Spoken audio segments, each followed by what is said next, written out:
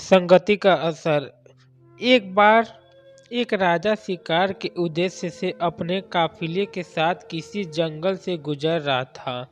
दूर दूर तक शिकार नजर नहीं आ रहा था। वे धीरे धीरे घनघोर जंगल में प्रवेश करते हुए अभी कुछ ही दूर गए थे कि उन्होंने कुछ डाकुओं को के छिपने की जगह दिखाई दी। जैसे ही वे उसके पास पहुंचे कि पास के पेड़ पर बैठा तोता बोला पड़ा, पकड़ो पकड़ो पकड़ो पकड़ो, एक राजा आ रहा है, इसके पास बहुत सारा सामान है, लूटो लूटो, जल्दी आओ जल्दी आओ। तोते की आवाज़ सुनकर सभी डाकू राजा की ओर दौड़ पड़े। डाकुओं को अपनी ओर आते देखकर राजा और उसके सैनिक दौड़कर भाग खड़े हुए।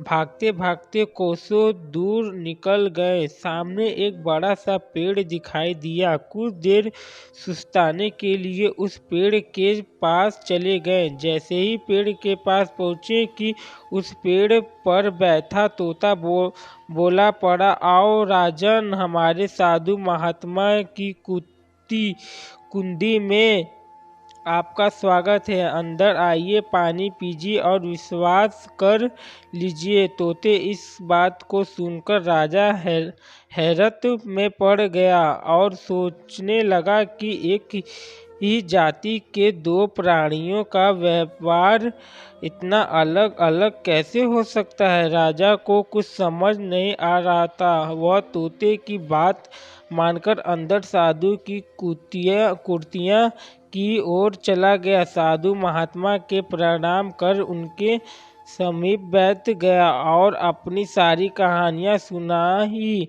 और फिर धीरे धीरे से पूछा, ऋषि पीवर, इन दोनों तोतों के व्यवहार में आखिर इतना अंतर क्यों है। साधु महात्मा धैर्य से सारी बातें सुनी और बोले, यह कुछ नहीं राजन, बस संगति का असर है। डाकुओं के साथ रहकर तोते भी डाकुओं की तरह व्यवहार करने लगे है और उनकी ही भाषा बोलने लगा है। अर्थात जो जिस वातावरण में रहता है वह वैसा ही बन जाता है। कहने का तात्पर्य यह है कि मूर्ख भी विद्वानों के साथ रहकर विद्वान बन जाता है और विद्वान भी मूर्ख के संगत में रहता है तो उसके अंदर भी मूर्खता आ जाती है।